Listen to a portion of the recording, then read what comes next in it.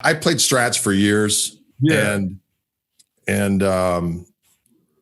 I always felt like you had to be kind of like MacGyver. It sounds like you're a lot more MacGyverish than myself with Strats because, I like a floating tremolo so you can do all the cool stuff. Sometimes I just like resting my palm on the Strat and, doing tremolo that way, let alone grabbing the bar and doing the thing. But to me, there was always it's like this conversation going on in my mind when I played a Strat. It's like the voices in my head. It's like, okay, the first part of the song, I gotta do this. At the end of the song, I've got to do an arpeggiated part with some open strings. And if I grab that whammy bar and do any cool shit between now and then, I may be in a world of pain. You know what I mean? It's like you're always having this conversation of practicality with a Strat. And then finally at one point, I was just like, screw it. I'm just going to play a telly. There are 3 sounds. They're all good. Yeah. And you can throw this thing around and it'll stay in tune. Yeah.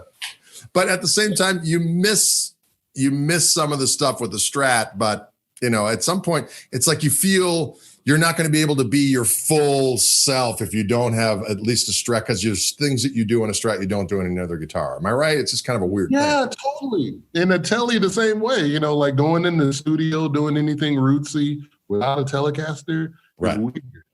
Yeah.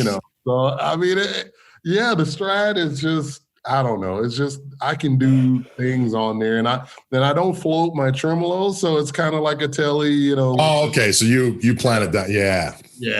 And you're probably like, man, well, why don't you just play a telly? Well, no, I get it. It's just, for me, it's like there was such, I was such a Hendrix fanatic, and to me, it was so cool when he would do things like in the live versions of Red House where he would just. Play like a and then go in, and it's just like, oh my God, I just want that. And I remember when I was first learning how to play, I went and I saw the Allman Brothers. This is like 1981, 82, something like that. And Jimmy Thackeray opened up the band. I'm spacing out. The band he was in. I know somebody's going to be raging forth in the comment section. Nighthawks. But Jimmy Thackeray was in the Nighthawks. Thank you. Yeah. Right? Yeah. So Nighthawks are playing, and Jimmy Thackeray's playing a Strat, and he totally did that stuff. He was like, and I was like, oh, I've got to have a Strat. Yeah. And so I wanted that wiggle bar. And then I was a huge Jeff Beck fan. Yeah. Right around 83 or so, he did 82, 83. There was this weird show. I don't know if you ever saw it back in the day, but it had a lot of this kind of this LA super band behind him. Actually, there was a drummer named Rick Jagger. It sounds like it's spelled like Mick Jagger, but it was more Jagger, but he said Jagger, probably a rock and roll thing. But he was in this band and I think it was, I can't remember all the different guys, but all of these they were all in the Dave Mason band at some point. Anyways, they did this show called Rock and Roll Tonight. And Billy Squier was actually the host that night, but they had this jam between Les Paul and Jeff Beck. And they came out, and the first tune they played was that Peace and Love song, it's just a great tune. Yeah. And Jeff Beck comes out, and he's got like an old 50s Strat, or maybe it was one of those new reissues that had just come out of those 57 Strats. And so immediately I was like, oh my God, look at that guitar. And he was going through a twin, and he just like a twin cranked, and he had just like some kind of single space processor that just did a little slapback sound, right? And he comes out and he just started doing whammy stuff, and I was like, oh, he hasn't gotten to the point where he is now, where he's really got it dialed in. I almost prefer the Jeff Beck of the voyage until the destination. You know what I mean? And he would do all of this weird stuff. I was like, God, I just want that whammy bar so bad, but it's just makes things so complicated when you have to play everything else and try to keep that thing in tune, which Jeff Beck is lucky. He plays all this amazing stuff, and he doesn't have to worry about, okay, now I got to play the chords and the chorus. You know what I mean? It's like, no, I just be Jeff Beck all the time, and it's magnificent, so dig me. But everyone else is like, but I got to play that other shit too now, and it's going to be out of tune. And I got to play Mustang Sally too. It's going to be out of tune because of the wiggle bar. It's funny you bring up Jeff Beck during that era, because one of my favorite Stratocaster tones ever in the whole wide world is the Arms concert. That thing absolutely. That's the era. Yes. Man, Jeff Beck, when he came out with that 50 Strat and that slight slap back on there, and that it sounded like the most 50 Strat ever. He had the greatest 50 Strat tone. I mean, it was like amazing. I just like you could like kind of get a little drive on command just by the volume control and just so beautiful. I mean, that I reference that still to this day. That's that same era, right? Yeah, and that concert was huge. I mean, that was the first time we saw Page with the string bender. And I was like, I don't know what that thing is, but I got to get it. Totally. And the thing about old Page was, it's just like, it didn't matter that he was sloppy because he was like the coolest dude on earth. You know what I mean? Comes out, he's got the cigarette. He looks like a scarecrow because he's so skinny with that suit hanging off. You're just like, listen, I know heroin's bad, but that's a badass look. Elliot was like brown, you know, amazing, or black or brown or whatever. Right. Oh, yeah. And then he done Stairway to Heaven too. And like, lyrical, amazing. Oh, back in the day. And then they toured with that. And of course, they only hit like, I think it was like New York, Chicago, and San Francisco or something. But yeah, that was a huge thing because those were my guys. You know, it's like, you know, but one of my favorite Jeff Beck records really of all time was that There and Back record. I love that record. Oh man, There and Back is amazing. Yeah. I always reference there's that one point in that one tune that there's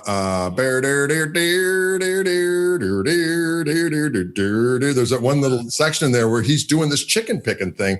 And that's where I first learned it. Dire Straits and Jeff Beck is where I learned that. It's like old Jeffrey. Oh man, Jeff is a bad dude. He is indeed, by God. Wired. Well, that's funny that you were into that as well, because that was the thing. And then just prior to that too, he did that. I don't know if you were into this one as well, but maybe a year or so before that, he did this thing called the Secret Policeman's Ball. Oh, with Eric Clapton? With Eric Clapton, right? Oh, and he did Further On Up the Road, they did Crossroads, and like my favorite version of 'Cause We've Ended as Lovers ever, with that telly with the two humbuckers. It's amazing. Man, and that solo on Further On Up the Road, man, I don't know what was going on, but Jeff just like, I don't know, he just went in outer space or something. I mean, exactly. And that's what I love so much, is because that was on the telly with two humbuckers. So there was no wiggle bar. It was just him doing his thing. Yeah. I enjoyed that period. Yeah. I enjoy it all. Don't get me wrong, but there was something about that, because it was, he had the rootsy thing, but you know, he had the reverence for the past, but he was pushing it, you know. Whereas Clapton was kind of locked into I'm Eric Clapton, I'm Eric Clapton, I'm Eric Clapton, whereas Jeff was like, hey, what's going on? Let's take this to the galaxy and see what happens. I'm a player, man. I come to play some guitar. Right. Yeah, that was glorious. That's funny. Isn't that funny? It's like you find little things that you think about over the years as like little pivot points, flash points of things that really kind of like opened your mind to certain things. Like, woo! You know, I was actually just trying to figure out what the tone was that he was using on Wired, you know, and I guess it was like a tone bender or overdriver pedal or whatever on there to get that. You know what? That's an interesting question, because he, Wired is, Pork Pie Hat is on Wired, right? I always get White Strap and Wired mixed up in my brain. Yeah, both on Wired, yeah. Right. But that's got, and it's got, because it just sounds like a Marshall crank. Even that one part where he's like, dibber, dibber, it's almost like you think it's an octave pedal, but I think it's just a Marshall crank. You know how Marshalls do that weird stuff? Yeah. You know, where they just do weird stuff when they're cranked. Yeah. And, but it's hard to say. He's using a bunch of different stuff, but man, that's a great tone on there as well. In the bass, what's that guy, Wilbur Bushcombe or something like that?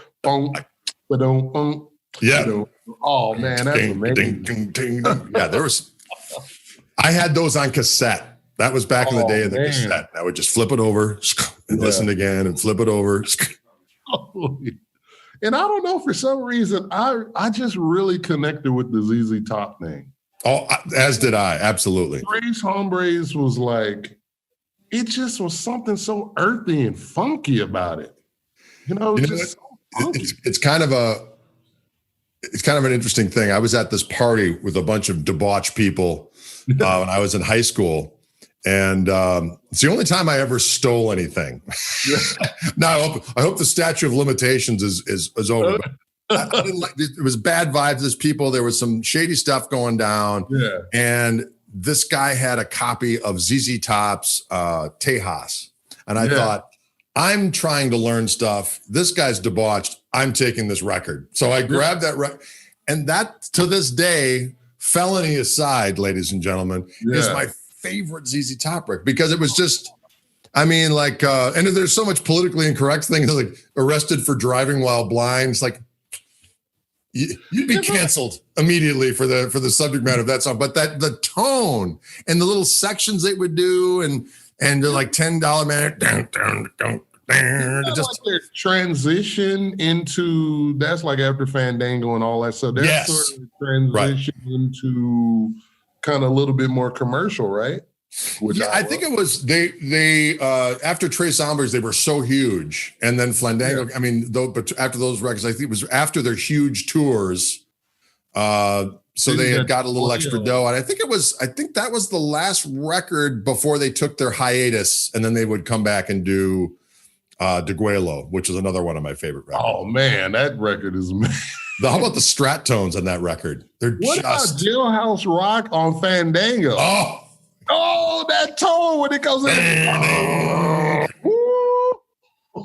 That's like the most huge tone ever. Yes. Yes. You know, I always wanted to meet and hang out with Billy Gibbons, and it's just never happened. But I remember this one Fender event that we did, and all these different people played on this thing, and I went up and played a couple tunes, and then Billy Gibbons got up and played, and then afterwards we're in this green room, and everyone's going up and harassing him, and I'm not that way. It's like, I'm not going to go up unintroduced and you know, hump his leg. You know, it's just not my thing. But I remember two things. I remember every time he took a picture, he's like, all right, cool. And then he would go, for every one of the pictures, he would do this look. I thought, I know we'd get along great. Right. Yeah. And then at the very end, he's leaving, and I'm just kind of hanging in the periphery. I was like, well, I guess I'm not going to be able to get to me. And he stopped what he was doing, and he reached over. He's like, hey, man, and shook my hand. I was like, I knew you were cool. Have you ever got to hang with old Bill? Yeah. Huh? Did you ever get to hang with Billy at all? Yeah, the T-Birds opened up for ZZ Top, and I think it was Houston, maybe. Okay. And he was just like, you know, he was just like your dad, you know, coming out to check out all of the amps and everything, and he was just amazing. You know? Oh, fantastic. So cool. So I got to hang with him just a little bit. He seems like an epic. I mean, Blue Jean Blues still to this day. I mean, that is just that tone and the space and everything. Yeah. Just got back from Babies. Oh, yeah. Man. Woo. It's fantastic. And that voice, his voice was amazing. Absolutely. Crazy. Well, listen, I appreciate you taking the time to hang with us here. It's been a blast talking with you. Oh, my pleasure. We could go on, I'm sure, for quite some time talking about our favorite records and music. Absolutely. Guitars, trouble, and food, probably. Totally. Definitely food. Well, listen, my friend, stay safe over there. I look forward to seeing you again soon when all this madness is over. And it's been an absolute pleasure. And I look forward to checking out more of your stuff as you post it every day. For those of you who are unawares, you need to go and click on his Instagram page and Facebook or YouTube, whatever your desired entry point into Google is, and check out. He's been posting really cool videos every day. So check it out. Thanks again, Kirk. You're the man. Thank you so much, Greg. I had a pleasure. Oh, thank you very much. Our pleasure. Take care. We'll see you soon. We'll see you. All right. Take care. Have a good one, my friend. You too.